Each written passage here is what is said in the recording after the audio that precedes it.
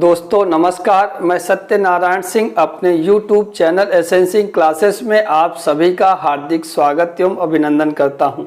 साथियों, NCERT कक्षा 12 से आज पुस्तक अभिव्यक्ति और माध्यम, और मैं इस पुस्तक से कार्यालय हिंदी और रचनात्मक लेखन के बहुविकल्पीय प्रश्न यानी MCQ मल्टीपल चॉइस क्वेश्चन लेके आपके सम्मुख उपस्थित हुआ हूं। और आप जानते हैं कि CBSE के नई परीक्षा प्रणाली के हिसाब से अब इस भाग से 5 बहुविकल्पीय प्रश्न पूछे जाते हैं। ये स्वरूप में तथ्यात्मक होते हैं, कॉन्सेप्ट के साथ ही तथ्यात्मक भी होते हैं। तो ये जरूरी है कि आप इन तथ्यों को बार बार पढ़ें, आपकी आंखों के सामने से गुजरे, ताकि आप परीक्षा में इन प्रश्नों को सही करके आएं और हिंदी की परीक्षा में अधिकतम अंक प्राप्त करें। ऐसी मेरी कोशिश है, ऐसी मेरी शुभकामनाएं आप सभी के साथ हैं। इसके पहले हम इसी टॉपिक पे एक वीडियो बना चुके हैं। अगर आपने नहीं देखे तो मेरे चैनल की कक्षा 12 की प्लेलिस्ट में ये वीडियो है, इसे आप वहां से देख सकते हैं। वहां पर आपको कक्षा 12 के सभी पाठ के वीडियोस मिल जाएंगे। तो आइए हम ये वीडियो शुरू करें। इसके पहले अगर आपने मेरा चैनल सब्सक्राइब नहीं किया है तो कर लीजिए, ताकि इस तरह के वीडियोस के नोटिफिकेशन आपको समय समय पर मिलते रहें। हमारा पहला प्रश्न है, समाचारों को संकलित करने वाला व्यक्ति क्या कहलाता है? पत्रकार, संवाददाता, रिपोर्टर, समाचार वाचक। तो वो व्यक्ति जो समाचारों को संकलित करता है उसे संवाददाता कहा जाता है। तो सही ऑप्शन है बी, संवाददाता। अगला प्रश्न है, प्रारंभिक रूप में कविता के स्वर किसमें मुखरित होते हैं? मांगलिक गीतों में, पारंपरिक लोरियों में, श्रमिकों द्वारा गुनगुनाए लोक गीतों में, ये सभी। तो सही उत्तर है इन सभी में प्रारंभिक रूप में कविता के स्वर मुखरित होते हैं, चाहे वो मांगलिक गीत हो, चाहे पारंपरिक लोरियां हो, या गांव में किसान खेतों में अपने काम करते समय जो गीत गुनगुनाते हैं, लोकगीत गुनगुनाते हैं उसमें। तो हमारा सही उत्तर होगा ये सभी। अगला प्रश्न है, नाटक का शरीर किसे कहा गया है? शैली को, शब्द को, रंगमंच को, कथानक को। तो शब्द को नाटक का शरीर कहा जाता है। सही उत्तर है शब्द को, हमारा बी ऑप्शन सही है। अगला प्रश्न है, भारत में पत्रकारिता की शुरुआत कब हुई? 1853 से, 1780 से, 1767 से, 1857 से। तो भारत में पत्रकारिता की शुरुआत 1780 से हुई। हमारा सही ऑप्शन है बी, 1780 से भारत में पत्रकारिता की शुरुआत हुई। हमारा अगला प्रश्न है, इंटरनेट पत्रकारिता का अन्य प्रचलित नाम क्या है? ऑनलाइन पत्रकारिता, वेब पत्रकारिता, साइबर पत्रकारिता, यह सभी। तो ये सभी जो नाम हैं, चाहे वो ऑनलाइन पत्रकारिता हो या इंटरनेट पत्रकारिता हो या वेब पत्रकारिता है या साइबर पत्रकारिता है, ये सभी एक दूसरे के पर्यायवाची हैं और ये इंटरनेट पत्रकारिता के नाम से जाने जाते हैं। तो हमारा सही ऑप्शन है डी, ये सभी। अगला प्रश्न है, कहानी का प्रारंभिक नक्शा किसे माना जा सकता है? कथानक को, उद्देश्य को, चरम सीमा को, घटना विशेष को। तो कहानी का प्रारंभिक नक्शा कथानक को माना जाता है। हमारा सही ऑप्शन है ए, कथानक को। अगला प्रश्न है, जब किसी समाचार या घटना का सीधे घटना स्थल से ही प्रसारण किया जाता है तो उसे क्या कहते हैं? लाइव समाचार, विलोम स्तूपी समाचार, ऊर्ध्व स्तूपी समाचार, स्थानीय समाचार। तो जब किसी समाचार या घटना को सीधे घटना स्थल से ही प्रसारित किया जाता है तो उसे लाइव समाचार कहते हैं। अगला प्रश्न है, निम्नलिखित में से कौन सा तत्व फीचर लेखन का तत्व है? परिवेश, छंद, कल्पना और बिंब।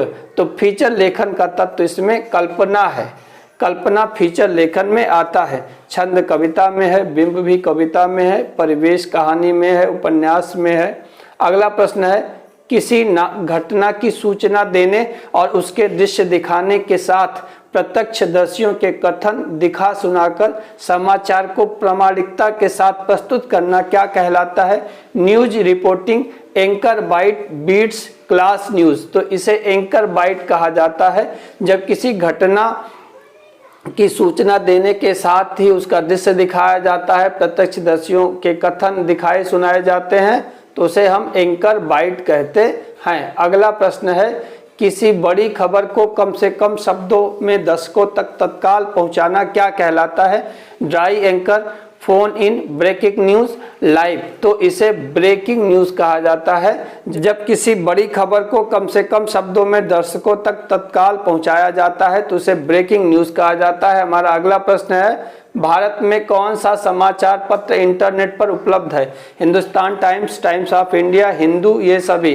तो आजकल जितने भी समाचार पत्र हैं वो सभी इंटरनेट पर उपलब्ध हैं। वो दैनिक जागरण भी है, अमर उजाला भी है, जो कोई भी समाचार पत्र आप देखते हैं लगभग सभी समाचार पत्र इंटरनेट पर उपलब्ध हैं। अगला प्रश्न है, कहानी के पात्रों द्वारा अपने विचारों को अभिव्यक्त करने को क्या कहा जाता है? विश्लेषण, उद्देश्य, कथोपकथन, भाषा शैली। जो कहानी के पात्र जो अपनी विचारों को अभिव्यक्त करते हैं तो उसे कथोपकथन कहते हैं, डायलॉग या संवाद जिसे आप कह सकते हैं। अगला प्रश्न है, नाटक की वास्तविक कसौटी किसे माना जाता है? रंगमंचीयता को, पात्र को, संवाद को, कथ्य को। किसी नाटक की वास्तविक कसौटी रंगमंचीयता को माना जाता है। जब कोई नाटक रंगमंच पर प्रस्तुत किया जा सके तो उसे नाटक की वास्तविक स्थिति कह सकते हैं, वास्तविक कसौटी कह सकते हैं। हमारा अगला प्रश्न है, जनसंचार का मुख्य कार्य क्या है? सूचना संग्रह एवं प्रसार करना, सूचना का विश्लेषण करना, ज्ञान के स्तर में वृद्धि करना, ये सभी। तो जनसंचार का काम ये सभी है, यानी सूचना का संग्रह और प्रसार भी करना है, सूचना का विश्लेषण भी करना है, आपके ज्ञान के स्तर में वृद्धि करना भी, ये जो है जनसंचार का मुख्य कार्य है। अगला प्रश्न है, सर्वप्रथम किस सदी में रेडियो के विकास की शुरुआत हुई? 17वीं सदी, 18वीं सदी, 19वीं सदी और 20वीं सदी। तो रेडियो का जो विकास हुआ वो 19वीं सदी में हुआ। ये 19वीं सदी की घटना है। आप देखते हैं कि आज़ादी के समय में रेडियो एक प्रमुख माध्यम था।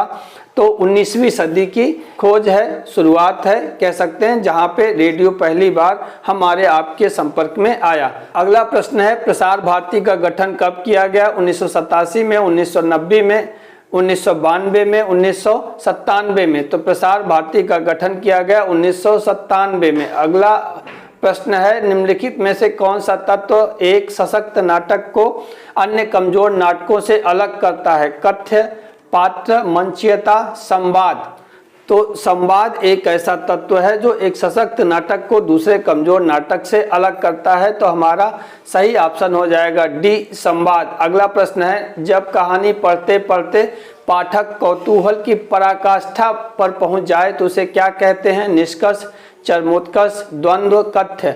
तो जब कहानी पढ़ते पढ़ते पाठक कौतूहल की पराकाष्ठा पर पहुंच जाए तो उसे चरमोत्कर्ष कहते हैं। अगला प्रश्न है, पत्रकार की बैसाखियां किन्हें कहा जाता है? सत्यता, संतुलन, निष्पक्षता, ये सभी। तो सत्यता, संतुलन, निष्पक्षता, ये सभी किसी पत्रकार की बैसाखियां हैं। तो एक पत्रकार में ये सभी चीजें होनी चाहिए। अगला प्रश्न है, भारत में पहला छापाखाना कहाँ खुला? दिल्ली में, गोवा में, कोलकाता में, बंगाल में। तो भारत में पहला छापाखाना गोवा में खुला। तो सही ऑप्शन हो जाएगा बी, गोवा।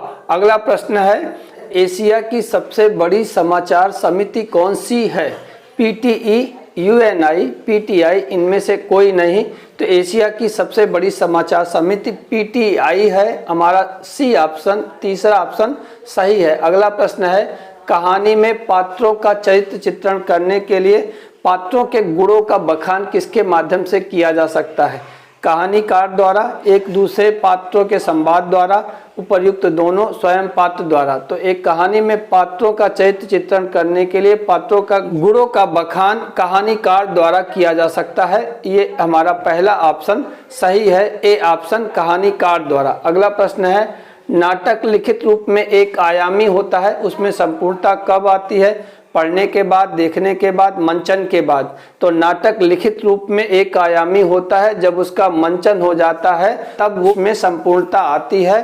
तो आप कह सकते हैं कि नाटक लिखित रूप में एक आयामी होता है लेकिन मंचन के बाद उसमें संपूर्णता आ जाती है। अगला प्रश्न है, संचार प्रक्रिया में किसी प्रकार की बाधा आ जाए तो उसे क्या कहते हैं? शोर, कूट, स्रोत, कूटीकरण। संचार प्रक्रिया में जब किसी प्रकार की बाधा आ जाए तो बाधा को शोर कहा जाता है। तो हमारा सही ऑप्शन हो जाएगा ए, शोर। जनसंचार माध्यम किन कार्यों को संपन्न करता है? एजेंडा तैयार करना, सूचना देना, शिक्षित करना, ये सभी। तो जनसंचार माध्यम ये सभी कार्य करता है, यानी एजेंडा भी तैयार करता है, सूचना भी देता है, शिक्षित भी करता है।